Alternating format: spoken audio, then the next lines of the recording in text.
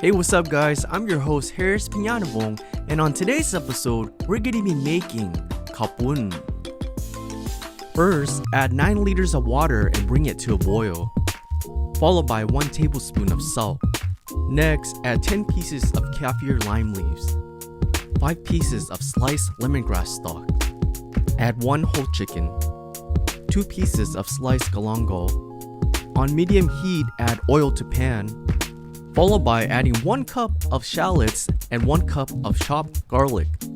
Give it a stir and add 10 pieces of Kaffir Lime Leaves, a half cup of chicken powder mix, 3 tablespoons of monosodium glutamate, 2 cans of red curry paste, and 7 ounces of the bag version, 2 tablespoons of shrimp paste, 2 cans of coconut milk, paprika for color, cooked bamboo, cooked shredded chicken back to pot, and fish sauce to taste. Add your favorite garnishes and let's eat some Khao Poon, guys.